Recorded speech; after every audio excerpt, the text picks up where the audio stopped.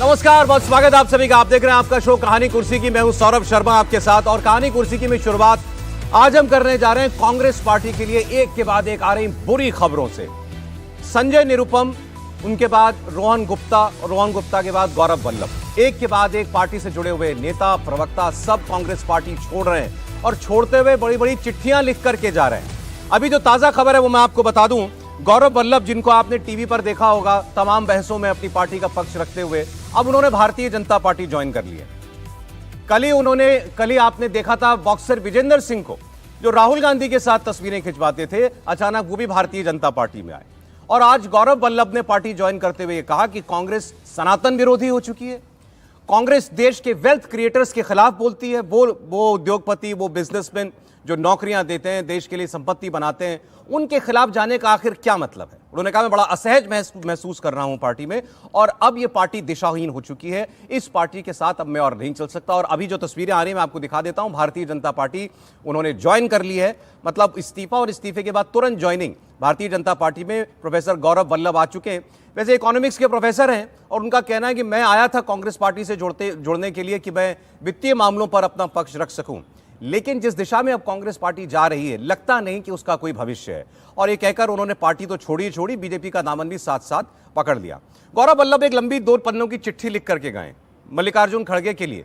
और आपको बता दें, मल्लिकार्जुन खड़गे का जब इलेक्शन चल रहा था, गौरव वल्लभ उनके साथ जुड़े हुए थे। तो एक ऐसा व्यक्ति जो पार्टी के टॉप लीडर्स के साथ उठता बैठता रहा, वो अंत में यह आरोप लगाए कि इस पार्टी में आम कार्यकर्ता और नेताओं के बीच की खाई इतनी ज्यादा बढ़ चुकी है कि अब उसे पाट पाना मुमकिन नहीं है। तो सोचने के लिए बहुत कुछ है कांग्रेस पार्टी के पास, राहुल गांधी के लिए, लेकिन क्या वो सोचेंगे? गौरव वल्लभ ने यह भी कहा है कि यह सोच से परे है कि कांग्रेस पार्टी ऐसे नेताओं को क्यों टॉलरेट कर रही है जो लगातार सनातन के खिलाफ बोलते हैं, हिंदू धर्म के खिलाफ बोलते हैं। उन्होंने कहा मैं सनातन धर्म में पैदा हुआ हूं, धार्मिक व्यक्ति हूं, लेकिन पार्टी में एक के बाद एक नेताओं ने ऐसे बयान दिए। पार्टी से जो कांग्रेस पार्टी के सहयोगी दल हैं उन्होंने सनातन से जुड़े ऐसे बयान दिए जिसका कोई बचाव नहीं किया जा सकता, लेकिन कांग्रेस पार्टी तब भी वहीं की वहीं खड़ी हुई है। और विनोद तावड़े ने उनकी ज्वाइनिंग कराई है आज भारतीय जनता पार्टी में। जरा सुन लेते हैं वहां पर क्या बात हुई, फिर लौटते हैं, इस पर चर्चा करेंगे। तो देखा है कि जनता मोदी जी को चाहती है, वो लाठी उठाने वाले का क्या हाल कर सकती है आप समझ लो।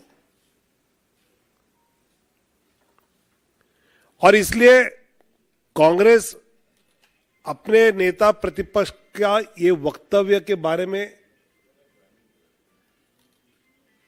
क्या कहना चाहती है वो हम सुनने के लिए उत्सुक हैं। और जिस कच्चा टीपू द्वीप की बात हमने कही थी,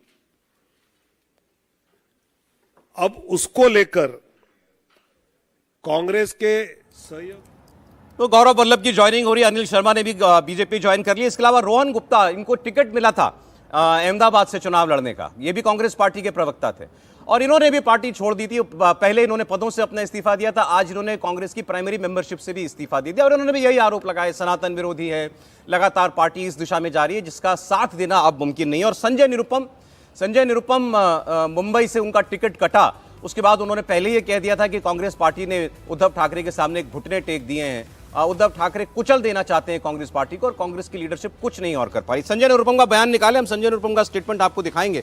संजय निरुपम पार्टी छोड़ते हुए बहुत कुछ कह करके गए और पहली बार ऐसा लगा कि किसी ने पार्टी छोड़ते हुए पार्टी की असल प्रॉब्लम जो है उस पर हाथ रख दिया है। संजय निरुपम ने यह कहा कि इस पार्टी के अंदर 5 पावर सेंटर हैं। सोनिया गांधी, राहुल गांधी, प्रियंका गांधी, मल्लिकार्जुन खड़गे जो अध्यक्ष हैं, और केसी वेणुगोपाल जो संगठन महामंत्री हैं। ये 5 पावर सेंटर अपने अपने तरीके से लोगों को खींचते रहते हैं, लेकिन पार्टी का कोई भला नहीं हो सकता। इसके बाद उन्होंने एक और बड़ी बात कही। उन्होंने कहा कि देश में कोई भी पार्टी हो, हर विचारधारा का एक समय होता है जब उसकी एक्सपायरी डेट आ जाती है। तो इस देश के अंदर पहले कम्युनिस्ट विचारधारा खत्म हो गई, कम्युनिज्म खत्म हो गया, और उसके बाद अब जो ये नेहरूवियन सेक्युलरिज्म था, जिस पर कांग्रेस पार्टी अभी तक चलती रही या दावा करती है चलने का, उसकी भी एक्सपायरी डेट आ चुकी है। आज आप देश में ये नहीं कह सकते कि हम धर्म की बात नहीं करेंगे। 80% जहाँ के लोग जो हैं सनातन को मानने वाले हों, हिंदू धर्म को मानने वाले हों, वहाँ पर आप सनातन को कोई बैड वर्ड बना दें हिंदू धर्म के खिलाफ आपके नेता बोलते रहे, ये सब कुछ नहीं चल सकता। तो उनकी बात भी हम आपको सुनाएंगे। मैं कहानी कुर्सी के मेहमानों का स्वागत करना चाहता हूं। हर्षवर्धन त्रिपाठी जी हमारे साथ हैं, स्वागत सर आपका। राहुल महाजन जी हमारे साथ मौजूद हैं हमारे इस नए सेट पर। राहुल जी स्वागत आपका भी। समीर चौगांवकर साहब हमारे साथ हैं। समीर जी स्वागत आपका। प्रोफेसर संगीत रागी जी हमारे साथ मौजूद हैं। देखिए 3-3 लोग हैं, चिट्ठियां भी हैं, किस किस की बात करें। तो आइए संजय निरुपम से ही शुरुआत कर लेते हैं। संजय निरुपम कह रहे हैं 5-5 पावर सेंटर एक पार्टी में हो तो वो पार्टी कैसे चल सकती है? 3 गांधी, अध्यक्ष और महासचिव। हर्षवर्धन जी। देखिए सौरभ जी, मुझे लगता है कि अब सिर्फ एक इतने भर की बात करेंगे तो कांग्रेस की असली बात हो नहीं पाएगी। अब मैं पावर सेंटर की बात करूं या इन लोगों की बात करूं, उससे पहले एक लाइन बहुत ज़रूरी है। मुझे अंग्रेजी कम आती है, लेकिन फिर भी Rahul Gandhi is not fit for politics. वो एकदम जब तक रहेंगे तब तक कांग्रेस का बेड़ा गर्क होने से कोई चमत्कार नहीं बचा सकता। और देखिए, जो लोग कहते हैं, हम लोग भी जितनी भी समझ है, जितना भी राजनीति को देखा है, ये कोई ताकतवर हो जाना, नेता को गिरफ्तार कर लेना, नेता के ऊपर आरोप लगा देना, किसी को फंसा देना, ये सब खूब होता रहा है। अगर हम मान भी लें कि ये सब भी हो रहा है तो भी नेता जो है ना, उसको क्या फर्क पड़ेगा? आप उसको 2 साल के लिए जेल में डाल देंगे, उसको क्या फर्क पड़ेगा अगर वो कुछ दिन तक पार्टी में सत्ता में नहीं रहा? नेता पैदा होता है अपने पीछे उस खड़ी भीड़ से जिसको लगता है कि उसका नेता कुछ बदलाव करने जा रहा है। नेता पैदा होता है उस जनता के साथ जिसको लगता है कि हां, हमारा एक लक्ष्य है जिसको पूरा करने में एक व्यक्ति यहां तैयार कर रहा है। और अगर आपका व्यक्ति, आपका नेता, आपका लीडर वो ऐसा है जिसको खुद ही नहीं पता है कि क्या करना है, तो फिर क्या गौरव वल्लभ, क्या संजय निरुपम, क्या विजेंद्र सिंह। और राजनीति में प्रतीकों का बड़ा महत्व होता है, लेकिन आप प्रतीकों के महत्व को इस तरह से खारिज कर दें कि आप प्रतीक तो छोड़िए, इस देश में आस्था के सबसे बड़े प्रतीक मर्यादा पुरुषोत्तम राम पर कोई टिप्पणी होने दें, सनातन पर कोई टिप्पणी होने दें जिसने किसी का कुछ नहीं बिगाड़ा, जो वसुधैव कुटुंबकम कहता है, जो कहता है सबको समाहित करो, सबकी सुनो, जिस धर्म में ऐसे मत पंथ संप्रदाय निकले कि पांव के नीचे चींटी भी नहीं आनी चाहिए, वहां आप उसके ऊपर टिप्पणी करते हैं और उसकी तुलना डेंगू, मलेरिया और उस सब से करते हैं। और आपका राष्ट्रीय अध्यक्ष और उसके राष्ट्रीय अध्यक्ष का बेटा मल्लिकार्जुन खड़गे और प्रियांक खड़गे उस टिप्पणी को आगे ही बढ़ाते हैं। राहुल गांधी जिस तरह की टिप्पणियां करते हैं हल्केपन के साथ, यानी हिंदू धर्म को मजाक बनाने की कोशिश करते हैं। और मैं फिर कह रहा हूं, देश भर को अगर इस भारतवर्ष को किसी ने जोड़ा हुआ है तो वो हिंदू धर्म है। भले उसकी पार्टी कोई है, वो डीएमके में हो सकता है, एडीएमके में हो सकता है, सपा बसपा में हो सकता है, कभी वो किसी और पार्टी में होगा। कांग्रेस पार्टी ये भूल गई, कांग्रेस पार्टी भूल गई है कि इस देश का मूल क्या है, वो भूल गई। और जब नेहरूवियन सेक्युलरिज्म भी था तो भी उसकी वजह से कांग्रेस पार्टी सत्ता में नहीं आती थी। गांधी जी ने सबकी मर्जी के विपरीत जाकर जवाहरलाल नेहरू को प्रधानमंत्री की कुर्सी पर बैठा दिया। ये देश स्वीकार करने वाला देश है। उसने कहा चलो ठीक है, हम आपको मान लेते हैं, लेकिन वहां भी अलग अलग लोग थे, सरदार पटेल से लेकर राजेंद्र प्रसाद तक, वो जिसको कहते हैं ना कि कांग्रेस में वो गुंजाइश थी। और ये संकट तो सोनिया गांधी के समय में नहीं आया था। मैं इसको कह रहा हूं, इसको दर्शक ध्यान से सुने।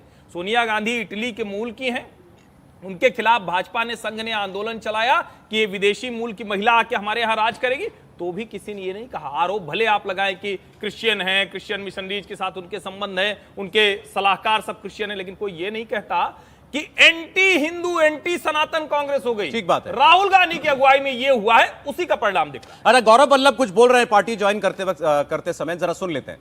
बड़े गैप उसके अंदर आ रहे हैं, और मैंने अपनी चिट्ठी में भी यही लिखा है। और मैंने प्रमुख कारण यह बताया कि मेरे में इतनी ताकत नहीं है कि मैं सुबह से शाम बैठकर वेल्थ क्रिएटर्स को गाली देता फिरूं, मैं नहीं दे सकता। मेरे में इतनी ताकत नहीं है कि जब सनातन धर्म के ऊपर सवाल उठाए और मैं चुपचाप बैठ जाऊं, मेरे से नहीं होगा। कांग्रेस पार्टी के नेताओं ने, कांग्रेस पार्टी के जो अलायंस पार्टनर्स हैं, उन्होंने सनातन धर्म के ऊपर बड़े बड़े प्रश्न उठाए, क्यों उसका जवाब नहीं दिया गया? एक इश्यू तो आप छोड़ नहीं सकते ना, उस इश्यू को तो आपको जवाब तो देना पड़ेगा। मैंने सारे विस्तार से ये सारी बातें इस चिट्ठी में लिखी है। मैं आदरणीय संजय मयूख जी से आग्रह करूंगा कि मेरी इस चिट्ठी की एक प्रति आपको जरूर दें, ताकि आपको पता लगे कि मेरा इश्यू बेस्ड रिजर्वेशंस क्या थे और मैं महाभारत के इस छंद से अपने आप को हमेशा रेगुलेट और डायरेक्ट करता हूं, जो मैंने इस चिट्ठी में भी लिखा है। धर्म एवं हतो हंति धर्मो रक्षति रक्षित, तस्य धर्मो न हंतव्यो मा नो धर्मो हतो वधित। अर्थात धर्म के मामले में आप चुप्पी साध लो, जो गालियां दे रहे हैं सनातन को आप चुप्पी साध लेते हो, वेल्थ क्रिएटर्स को जो गाली दे रहा है आप चुप्पी साध लेते हो, और उल्टा गालियां दे रहे हो। देश में वेल्थ क्रिएशन जुर्म नहीं हो सकता।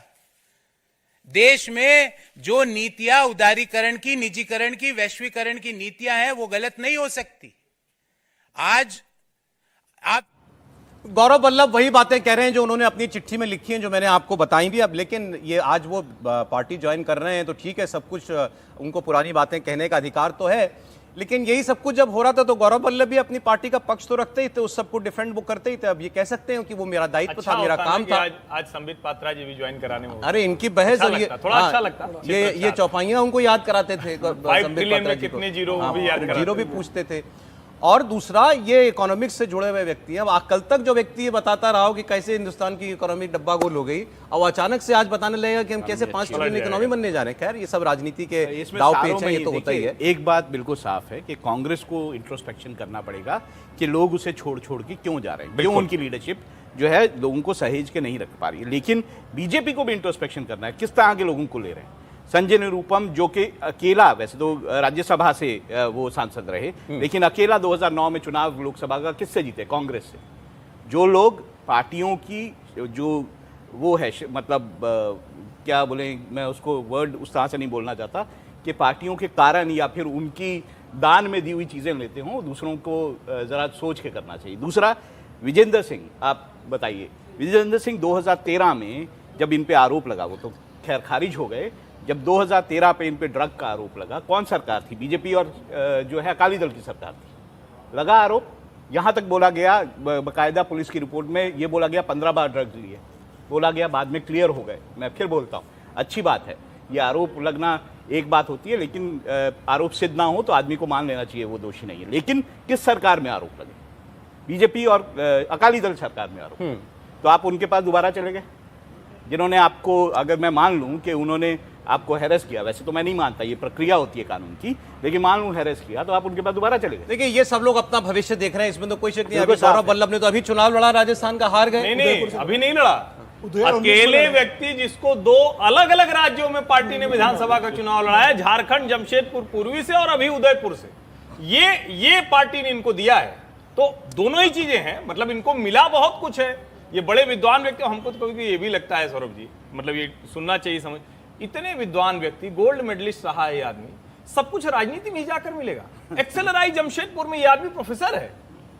मतलब मान लीजिए कांग्रेस से आप दुखी हुए तो आज पटका पहनना जरूरी था, जरूरी था आपको राजनीति में, है ना। आप सनातन की चिंता करते, हिंदू धर्म की चिंता करते, जरूरी था कि आप वहां कार्यालय में पहुंच जाते, इससे बच भी तो सकते थे। वो क्लियर है, वो प्रोफेशन है। अब राजनीति उनका प्रोफेशन है, प्रोफेशन में हर कोई बढ़ना चाहता है, बिल्कुल। वो इसलिए आज उन्होंने भाजपा ज्वाइन कर ली। अगर ये बात है तो मुझे लगता है कि पूर्व सेना प्रमुख भी जो आए कि भाई ये सेना से रिटायर होकर सीधे भाजपा मुख्यालय में जाके भारतीय जनता पार्टी ज्वाइन कर ली, उसको भी उस दृष्टि देखा जाता है। देखिए, गौरव वल्लभ सिर्फ पार्टी के प्रवक्ता नहीं थे। गौरव वल्लभ 2019 के अंदर जमशेदपुर में झारखंड के मुख्यमंत्री रघुवर दास के खिलाफ चुनाव लड़े। हालांकि रघुवर दास भी हारे, गौरव वल्लभ भी हारे, वहां से सरोज रॉय निर्दलीय उम्मीदवार जीत गए थे। पार्टी ने इन्हें उदयपुर भेजा।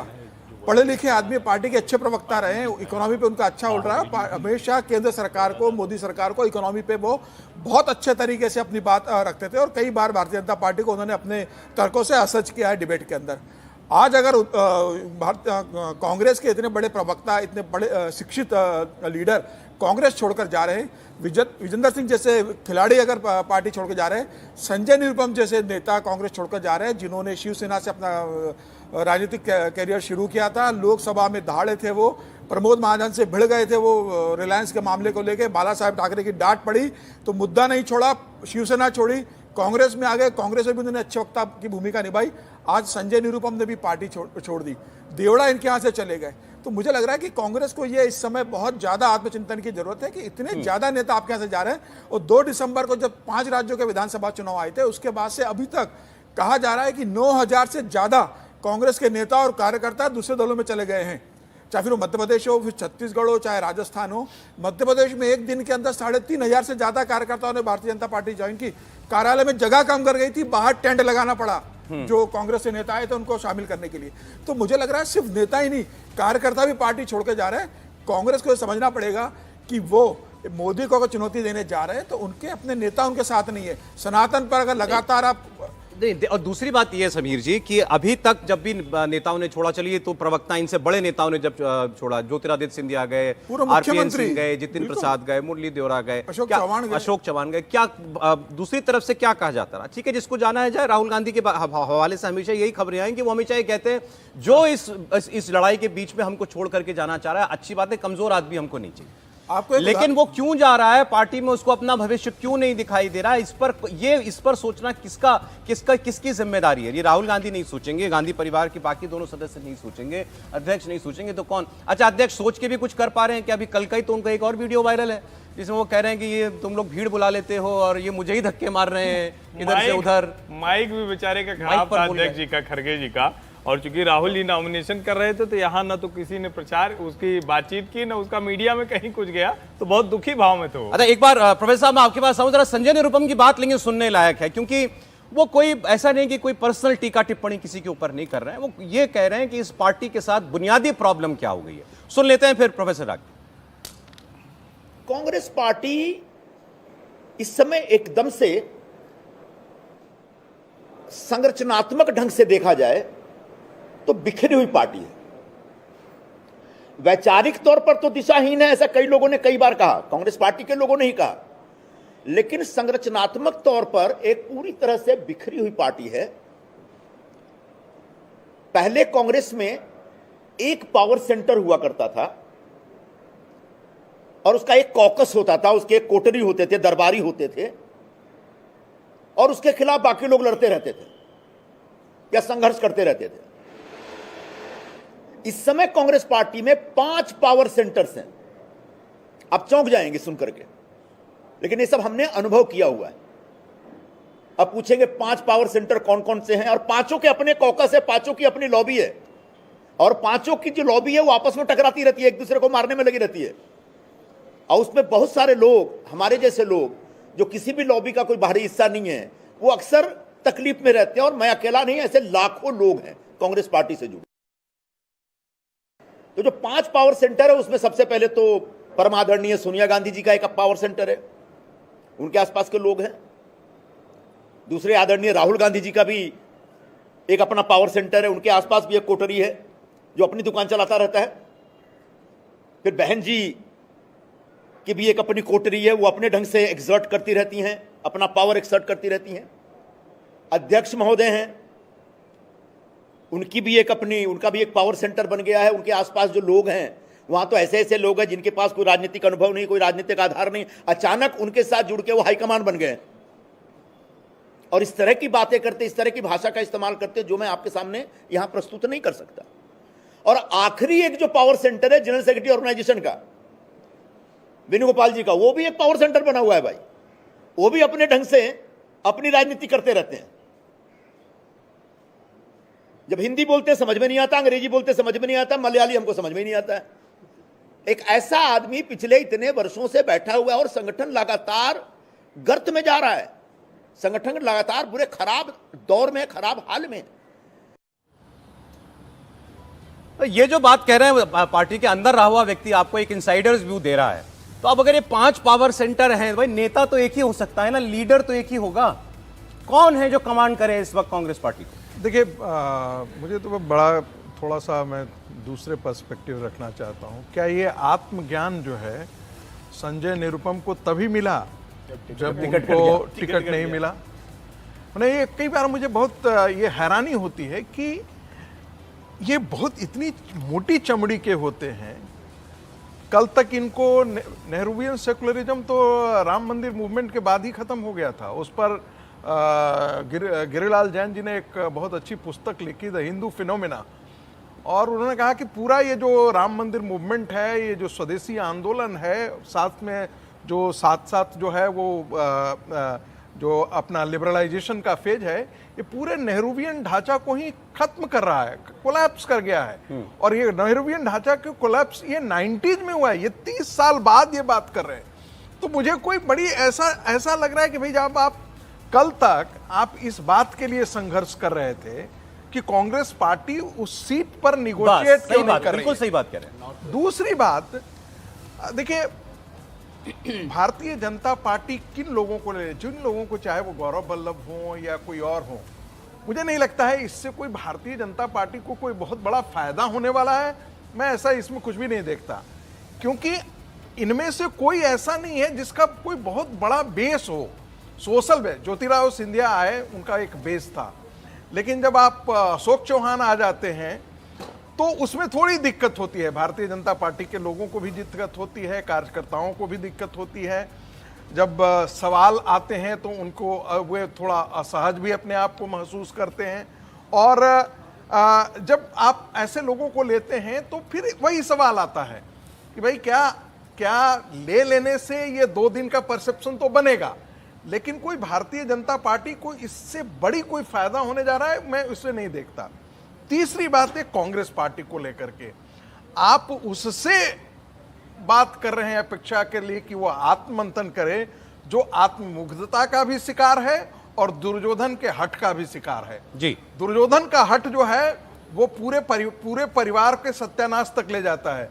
रावण का हट जो है पूरे लंका की बर्बादी तक ले जाता है। राहुल गांधी का जो हट है और जो मूल धारा से विचलन है, भारत की मूल धारा से जो विचलन है, वो उनको कहीं ना कहीं पूरी बर्बादी के लिए। और इसका कल हमने देखा था परिणाम कि कल 38 सीटों पर आपका इंडिया टीवी का जो सर्वे था, वो 38 सीट पर कोई ऐसे अचानक नहीं है। इसकी ये बात कोई आप नहीं कह रहे हैं, बहुत सारे लोग कह रहे हैं कि इस बार कांग्रेस पार्टी अपने राजनीतिक इतिहास के न्यूनतम स्तर पर होगी।